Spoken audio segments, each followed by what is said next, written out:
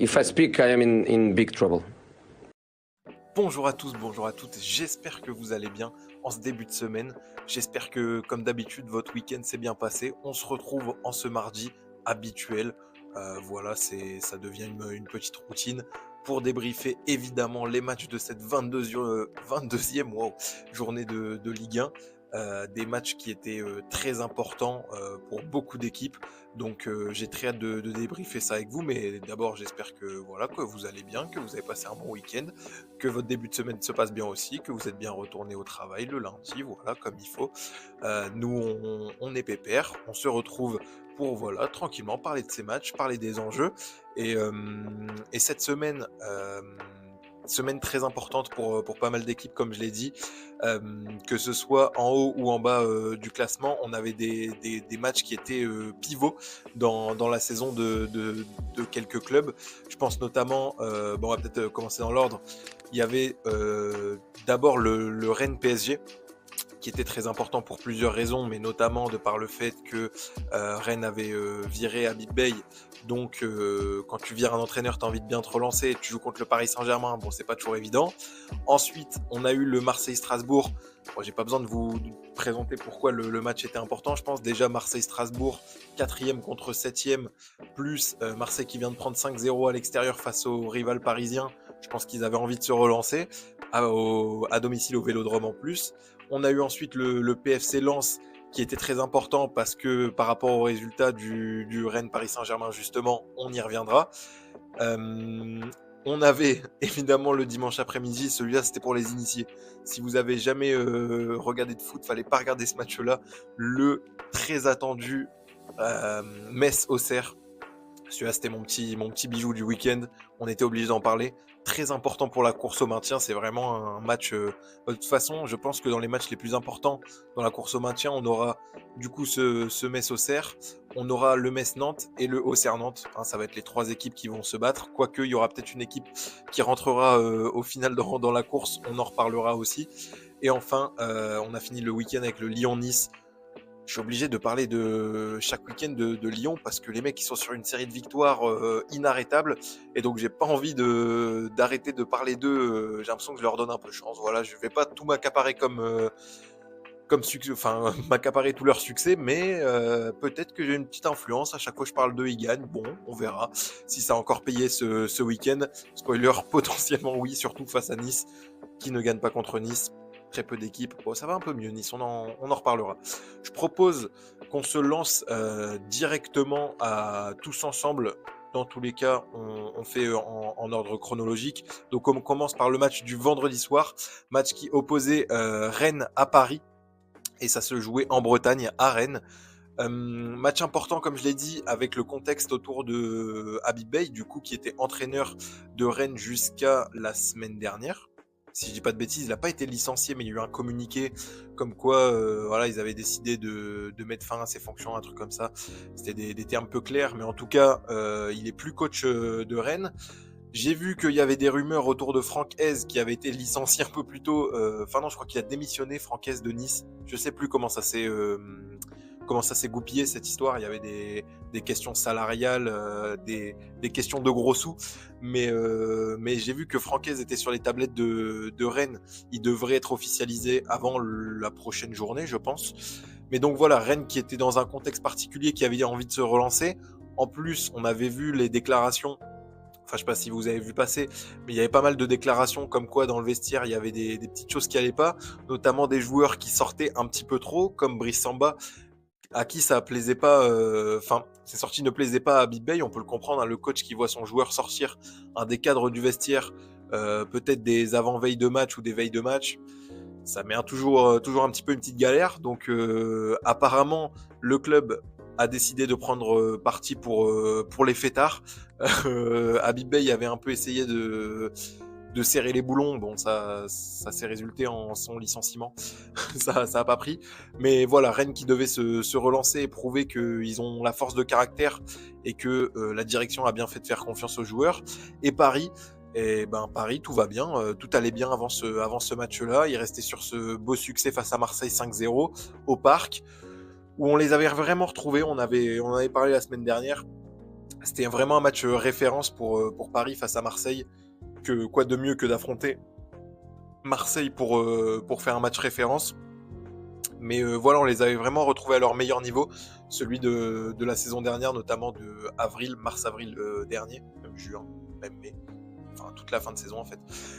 Donc moi, j'étais pas trop inquiet pour eux dans ce match face à Rennes, au vu des deux dynamiques et de ce que je vous décris depuis le début là. Mais en vérité, Rennes, ils vont faire un vrai bon match dans l'intensité, dans l'impact. Ils vont d'entrée de jeu essayer d'aller chercher haut. Les Parisiens, on sait que ça double tranchant. Marseille l'avait fait la semaine dernière. Ils avaient pris bouillon dans leur dos. Là, Rennes a essayé de le faire également et ça a plutôt bien payé. Ils ont réussi à mettre de l'impact dans les duels, à être présents sur le porteur. C'est hyper important hein, parce que si tu laisses un demi-espace à des joueurs comme Vitinha, comme Joao Neves, comme Ousmane Dembélé, tu peux aller récupérer le ballon dans ton but, hein, ça va aller très vite. C'est ce qu'ont fait les Marseillais 5 fois la semaine dernière. J'insiste un peu trop, j'arrête de parler de vous les amis marseillais, on y reviendra. Mais voilà, il faut laisser aucun espace au porteur du ballon, surtout quand il est face au jeu. Et ça, Rennes l'a plutôt bien compris et l'a plutôt bien fait, je trouve. Donc au niveau défensif, c'était pas mal.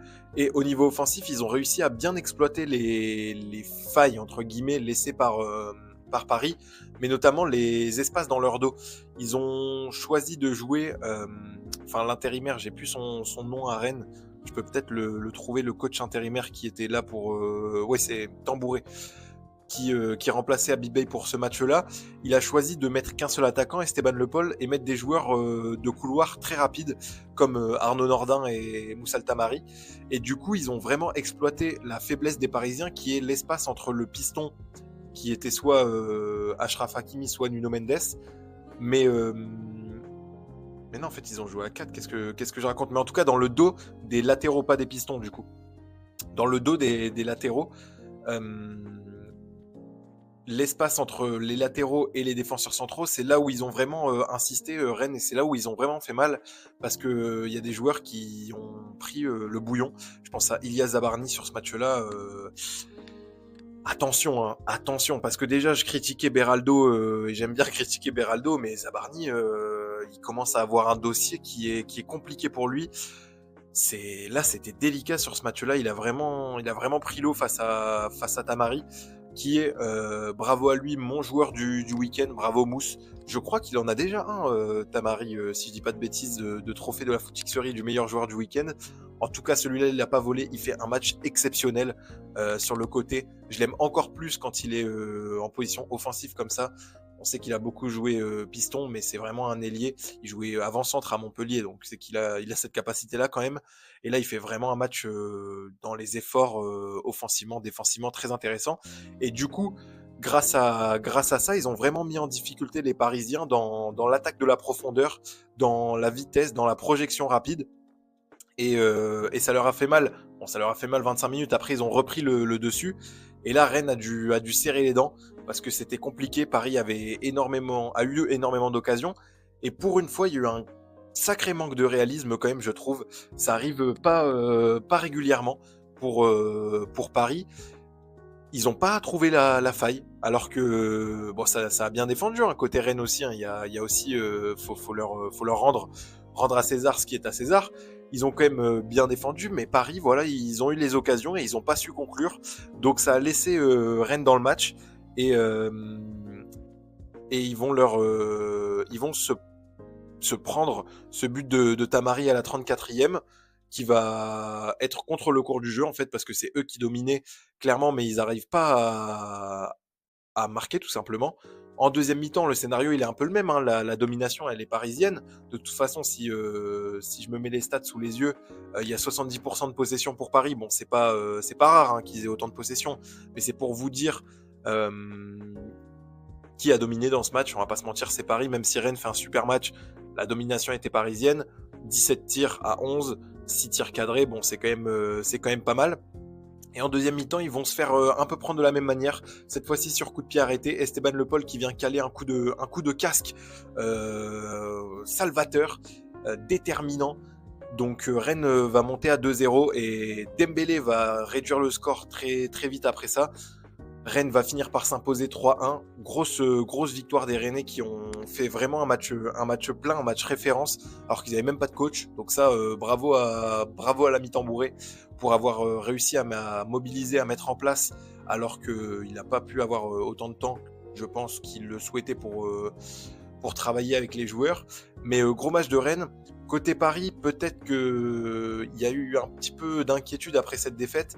J'ai vu qu'il y avait pas mal de déclarations, notamment Ousmane Dembélé, Vitinha. J'étais assez étonné de l'énervement des joueurs. Parce que pour moi, ce match-là, il est pas raté. Hein. C'est un match qui ne tourne pas en leur faveur parce qu'ils sont maladroits devant le but. Mais sinon, je trouve le match de Paris quand même assez bon et qui n'est pas comme un match comme des matchs qu'on a pu connaître de Paris où ils mettent pas de rythme, pas d'intensité et du coup ils se font prendre. Là, c'était pas vraiment ça, un peu comme celui face au Paris FC notamment en Coupe de France. Là, c'était pas vraiment ça. Donc je vois pas pourquoi il y a autant d'inquiétude, pardon. Paris qui, du coup, va passer deuxième. On le verra pour un match par la suite. Et de son côté, Rennes qui remonte à la 6e place, qui remonte à égalité avec Lille, donc qui est encore qui a toutes ses chances pour la course à l'Europe, 34 points. Et peut-être que ça peut relancer une série, cette belle victoire face à Paris. On a parlé de la victoire de Paris face à Marseille la semaine dernière. Forcément, de retour au Vélodrome, les Marseillais qui avaient volonté de vraiment bien se relancer face à quand même une équipe de Strasbourg qui était en confiance en 2026, mais qui a connu cette défaite face au Havre. Même s'ils étaient à 10 contre 11, voilà, ils ont fait un bon match, mais ils se sont fait cueillir par des très bons Havrais qui ont encore gagné ce week-end face à Toulouse, je le précise. Donc très belle série du Havre, bravo à eux.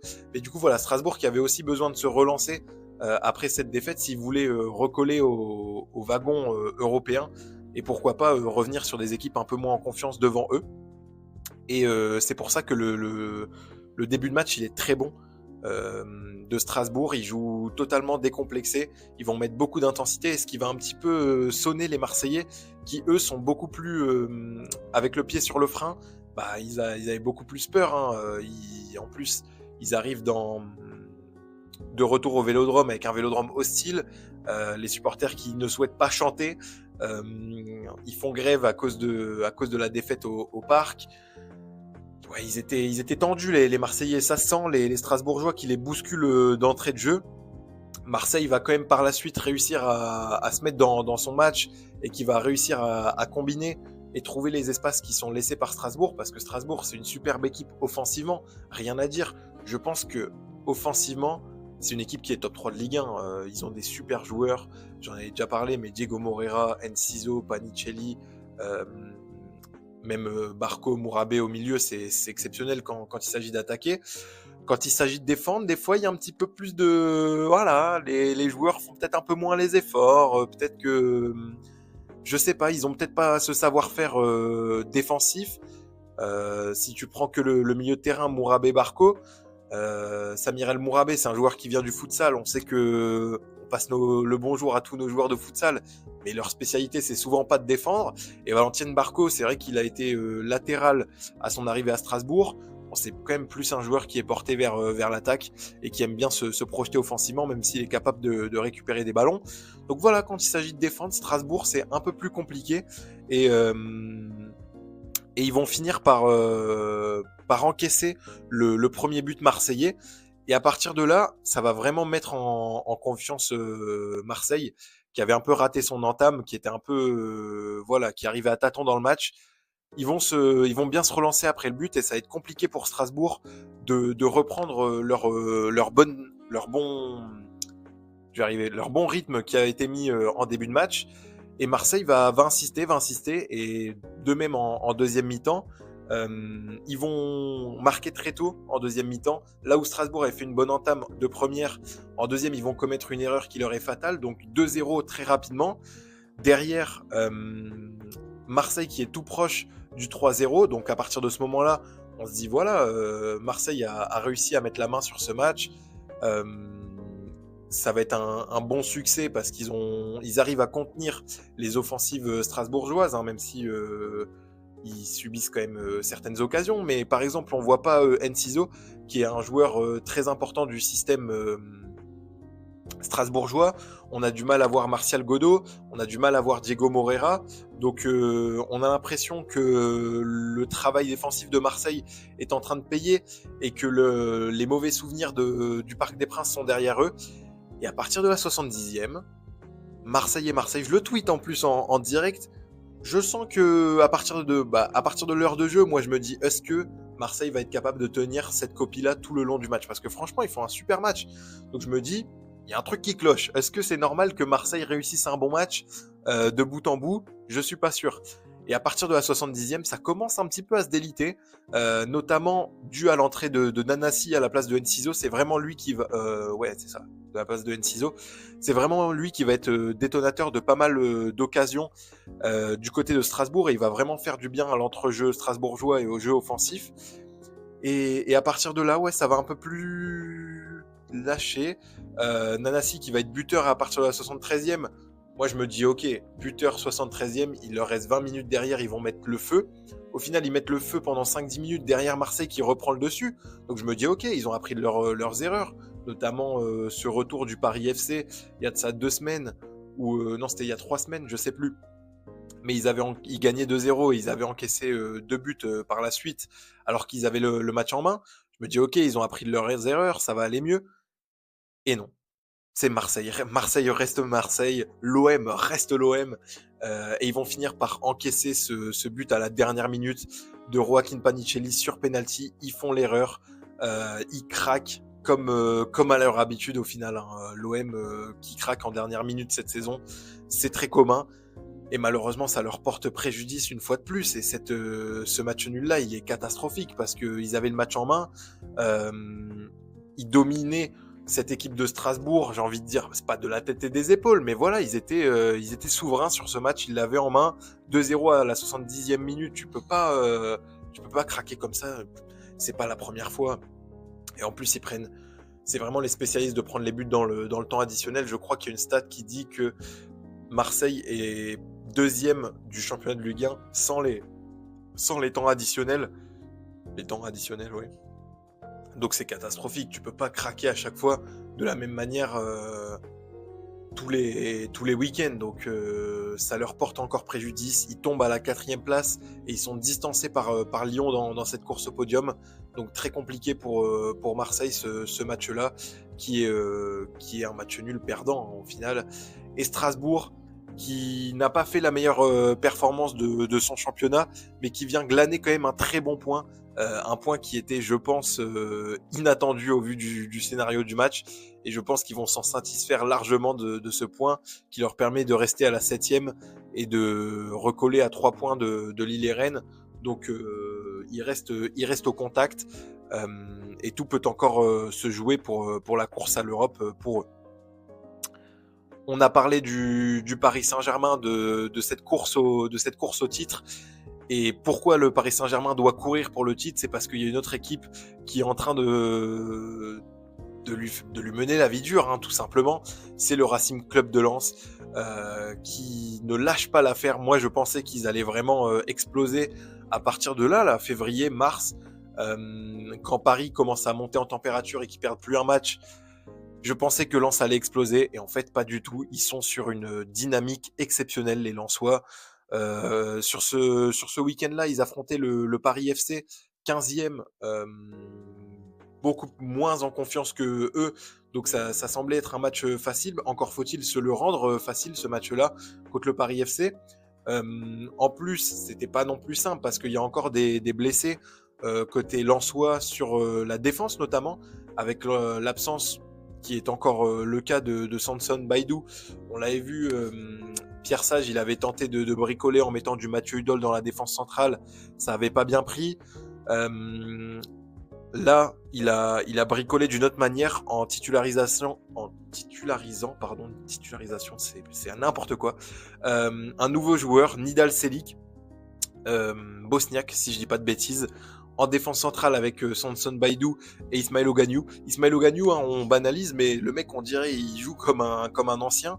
Je crois qu'il doit pas avoir 20 ans, Ismaël Ogagnou. Laissez-moi vérifier ça. Il est né à Lille le 14 mars 2005. C'est bientôt son anniversaire. Il a pas encore 20 ans. Donc on a banalisé tout simplement ce joueur, mais parce qu'il enchaîne les bonnes performances. Et ouais, il s'est vraiment imposé dans cette défense grâce aux absents, notamment de Grady et Baïdou du coup. Donc voilà pour les choix de Pierre Sage. Et ça a plutôt bien payé, un match complètement souverain du Racing Club de Lens, malgré la très bonne entame de Paris. Ils vont quand même assez surpris de l'entame de Paris, parce qu'ils vont aller chercher très haut, ils vont mettre beaucoup de rythme, ils vont bousculer les Lensois, j'ai pas peur de le dire, Paris qui bouscule Lens dans l'entame.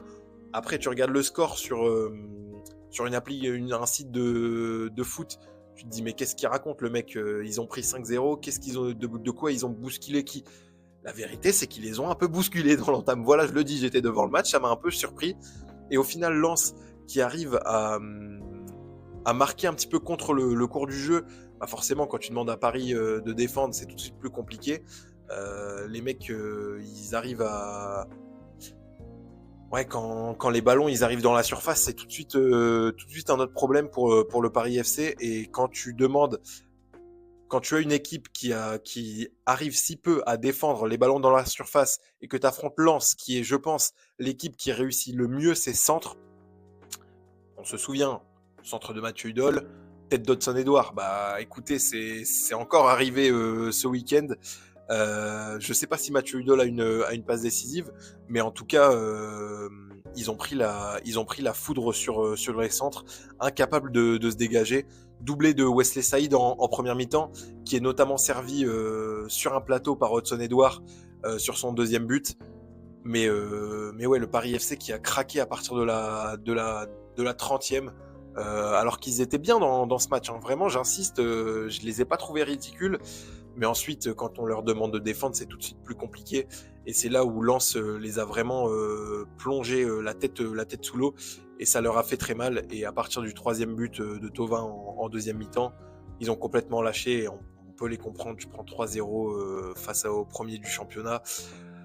Il n'y avait pas grand-chose à faire. Surtout que Lens, même si voilà, il y avait un peu qui vente, qui neige, qui pleuve, Lens, ça reste Lens. J'ai l'impression cette saison, ils jouent leur jeu.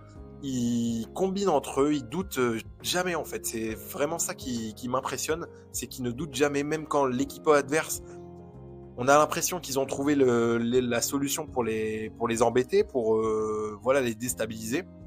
Et bah eux, ils continuent à développer leur jeu avec des joueurs rapides sur les côtés comme Wesley Saïd, comme Florian Thauvin, avec ses centres à répétition qui trouvent Hudson-Edouard, avec ce milieu de terrain travailleur Thomasson Sangaré. C'est vraiment des machines à laver, les deux mecs. Ils courent, je sais pas combien de kilomètres par match, mais c'est hyper impressionnant. Avec ces pistons toujours très actifs défensivement et offensivement, Saoud Abdelhamid et Mathieu Hudol. Il reste, franchement, le lance de Pierre Sage c'est toujours la même chose. Et ça marche toujours aussi bien. Parce que les mecs qui prennent du plaisir à jouer ensemble, tout simplement, ils prennent du plaisir à courir pour le copain. Quand le copain il perd le ballon, ben, l'autre copain il va courir pour lui, pour le récupérer. Et ça, c'est quand même assez plaisant à voir, on va pas se mentir. Et c'est ce qui permet de réussir aussi bien, en vérité, parce que sans ça, ils seraient décrochés. S'ils aimaient pas faire les efforts comme ils les font, et ben ça irait beaucoup moins bien et la machine serait beaucoup moins huilée. Mais là, c'est vraiment, ils se trouvent les yeux fermés et c'est assez plaisant à voir et ça résulte dans des belles victoires comme celle face au Paris FC qui leur permet notamment de reprendre la première place, ce qui n'est pas rien parce que après la défaite du coup de Paris face à Rennes le vendredi soir, bah Lens, ils avaient la pression en fait de gagner parce que quand tu sais que les seules fois où Paris n'était pas premier à la 22e journée, donc la journée à laquelle on est actuellement, Paris n'a pas gagné le championnat, et ben tu te dis, il y a un truc à faire. Et clairement, il y a un truc à faire. Bon, moi, ça m'énerve toujours quand Pierre Sage il dit on va y aller étape par étape. D'abord, on a assuré le maintien. Ensuite, on va assurer la Conference League. Ensuite, on verra pour l'Europa League. Arrête, gros, c'est bon, là, faut y aller. Faut envoyer les ambitions. Tu vas pas cacher à tout le monde que t'es dans la course au titre. On le voit, t'es premier à la 22e journée de Ligue 1. Il en reste 12, si je dis pas de bêtises. Et c'est là, si t'y crois pas maintenant, t'y crois quand, grand. Donc là, faut y aller, faut s'imposer, faut y croire. Donc moi, ça m'agace, mais je comprends aussi, c'est de la communication, parce qu'au final, s'ils arrivent même pas à être podium, ça va être compliqué après les takes qui vont ressortir. Donc je les comprends, mais en tout cas, grosse performance de Lens qui s'impose 5-0 quand même, c'est pas rien. Notamment avec une entrée de Alan Saint-Maximin en deuxième qui fait 2 passes D pour 2 buts de Ryan Fofana. Donc c'est-à-dire que t'as une équipe 11 types qui jouent super bien ensemble, qui est hyper connectée, et t'as des remplaçants, les mecs ils s'intègrent parfaitement, et en plus ils jouent ensemble, ils se font des passes décisives, ils marquent des buts, donc tout va bien. Il n'y a rien à redire à Lens qui est premier, et je le redis, les seules fois où Paris n'a pas été premier à la 22e journée de championnat, c'est 2017 Monaco et 2021 Lille. Voilà, c'est dit, c'est posé là. Ceci étant dit, on peut enchaîner sur le 3e match de cette 22e journée, le fameux Metz-Auxerre. Non, c'est le 4e en fait, je raconte... Oui, c'est 4e, voilà. Le Metz-Auxerre qui s'est joué, c'était dans le multiplex, je crois, le dimanche après-midi. Évidemment, ce genre de match, c'est dans le multiplex, personne n'a envie de voir ça. Mais moi, j'ai été très curieux de voir ça, et je pense que vous l'étiez aussi, parce que c'était un match hyper essentiel pour la course au maintien. 2 équipes qui font figure de favoris pour la descente. Il n'y a que Nantes qui vient les contester là-dedans. Ouais, le Metz, dernier du championnat, pire défense, rien qui va. À part ce match nul face à Lille la semaine dernière, ça avait enchaîné les défaites, et depuis l'arrivée du nouveau coach, Tavenot, il n'y a eu que des défaites, à part ce match nul contre Lille, donc compliqué. Et Auxerre, une équipe qui n'est pas non plus très en forme, un besoin de points dans un match décisif face à Metz. Ils sont ennemis sur cette saison. Je ne sais pas si les supporters se détestent, mais bon, là, c'est un adversaire direct. Là, il n'y a pas plus direct que Metz et Auxerre. Donc, besoin de prendre des points. Je l'ai dit, attaque catastrophique. Ils n'arrivent pas à marquer de but Auxerre. Donc, c'était vraiment pire défense contre pire attaque. On était sûr d'avoir un très beau match. Et c'est pour ça que j'étais devant. Au niveau des compositions d'équipe, comme rien ne va, forcément les mecs, les entraîneurs, ils tentent de faire des changements, ils tentent d'aligner des nouveaux joueurs. Ça se traduit côté Metz par la titularisation d'un mec de 16 ans, Believ Munongo. J'espère que je le dis bien. Pourquoi pas, la jeunesse, voilà, il n'est pas impacté par la mauvaise dynamique. Il veut prendre sa place en Ligue 1. Moi, je dis pourquoi pas. Titularisation aussi des 2 Georgiens, Tsitashvili, Abouashvili. Je crois que c'est l'une des premières fois où les 2 étaient titularisés, avec en plus un Habib Diallo devant. Donc, certains choix forts du coach Tavenot. Et côté Auxerre, bien aimé les choix aussi de Christophe Pélissier, avec la titularisation de la Sinayoko aux côtés de Romain Fèvre et Sékou Mara. Sinayoko, essentiel, de toute façon il n'y a que lui qui marque dans cette équipe, donc si tu le mets pas ça va être compliqué de marquer, déjà que d'habitude c'est pas facile, alors là si tu le mets pas lui, tu peux abandonner l'idée de gagner. Sékou Mara, moi je reste, j'aime bien ce joueur, c'est vrai que il y a le commentateur dans le direct sur ce match-là, il a dit quelque chose qui était assez intéressant, il a dit que Sékou Mara, t'as toujours l'impression qu'il est dans le geste d'après, et du coup il rate le geste qu'il veut faire sur l'instant T. J'étais plutôt d'accord avec lui. Moi, c'est un joueur que j'aime bien, c'est Koumara, mais t'as l'impression des fois le cerveau il déconnecte un peu et soit il oublie le ballon, soit il rate son contrôle parce qu'il est dans le futur. Donc, je pense que c'est de l'immaturité. Je pense qu'il a vraiment les qualités pour être un super attaquant. Et je pense que travailler aux côtés de Romain Fèvre, ça peut l'aider. Donc, j'ai bien aimé les choix de Christophe Pélissier. Et ça va plutôt bien payer, on va pas se mentir. Auxerre qui fait un plutôt très bon match, même si Metz rentre fort dans ce match-là avec une atmosphère qui est particulière, parce que déjà les supporters ils sont un peu saoulés, ils sont derniers, ils connaissent la montée Ligue 1, Ligue 2, ça y est, ils ont plus envie de revivre ça, mais bon, on a l'impression qu'ils vont encore la revivre.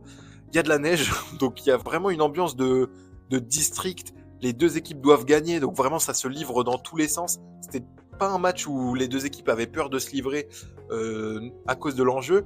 C'était plus un match où les 2 équipes en avaient plus rien à faire. T'as l'impression c'était vraiment allez, on joue le dimanche matin, il y a de la neige, je sais pas, il y avait une ambiance, c'était assez sympa à regarder. Et c'est Metz à domicile qui va vraiment mettre la patate d'entrée. Mais bon, quand je dis la patate d'entrée, ça reste Metz. Il n'y a pas énormément d'occasions non plus. Et Auxerre, ils vont vite réagir, ils vont vite reprendre le dessus. Et ils vont faire très très mal avec le but de Lacine Sinayoko. Enfin, il marque Auxerre. Et qu'est-ce qu'il a fallu pour qu'il marque, hein. Si vous allez voir le but de Lacine Sinayoko, bon, déjà, c'est obligatoirement Lacine Sinayoko qui marque. Et en plus, le mec qui tire, c'est dévié par un défenseur messin une première fois. Je crois que c'est Sadibou Sané. Non, ça doit être l'inverse. C'est Mboula qui la dévie et ça tombe sur la tête de Sadibou Sané qui du coup ça trompe Jonathan Fischer et ça finit en but. Double déviation de la frappe de Lacine Sinayoko qui dès la 4e minute met Auxerre devant. J'ai dit que Metz avait fait une grosse entame. Voilà, on s'est compris, c'est une entame de 2-3 minutes, quoi. C'est voilà, histoire de se chauffer. Donc grosse réussite de Auxerre qui sera de toute façon en réussite sur ce match-là, malheureusement pour les Messins. Quand tout va mal, tout va mal. Deux buts contre leur camp sur ce match-là, avec 2 buts de la enfin, en fait, au final, les buts sont pas pour la Sinayoko, mais c'est lui qui est sur les deux occasions. Ces 2 frappes qui sont déviées. Donc Auxerre va jouer c'est pas de la chance, parce que la chance, tu la provoques, mais le match, il va être un peu particulier, parce que comme Auxerre marque très tôt dans le match, ils s'attendaient pas à ce scénario-là, du coup, ils vont un peu descendre le bloc et jouer en contre-attaque. En gros, le défensif contre-attaque de FIFA, il va être parfaitement mis en place, et tu laisses le ballon à Metz. Bon, déjà, Auxerre, c'est pas une bonne attaque. Metz, c'est catastrophique.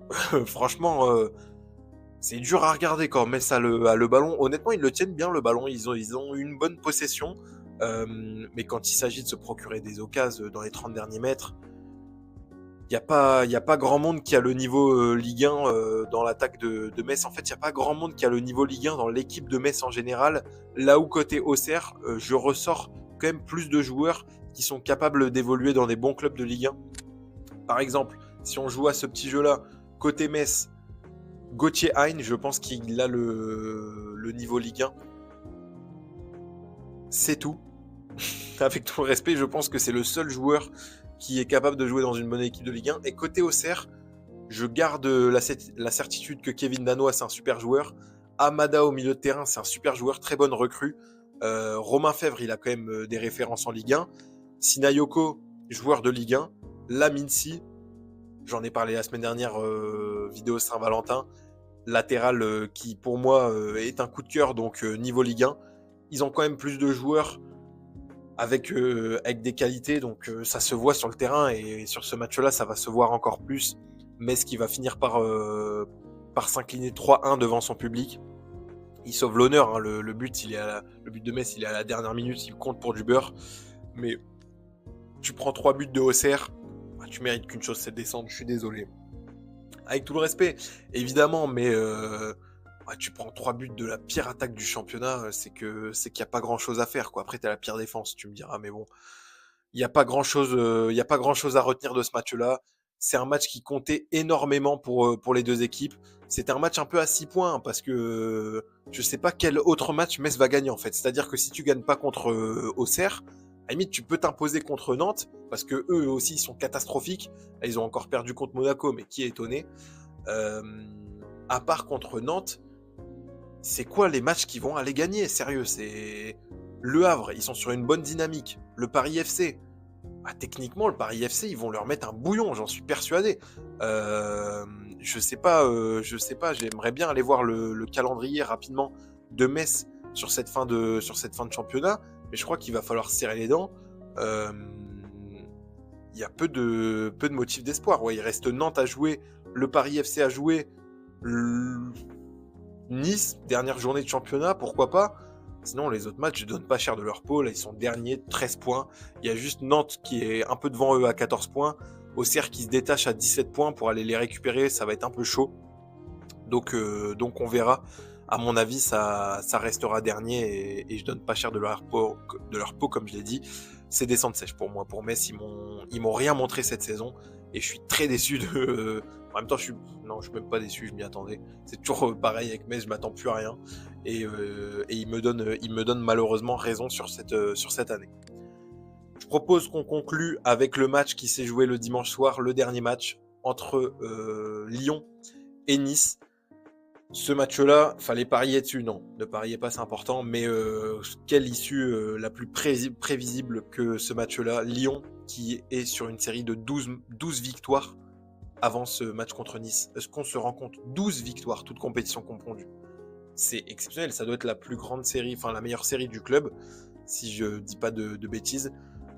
Le Fonseca Ball qui opère totalement 12 matchs, c'est énorme. Donc dynamique complètement folle.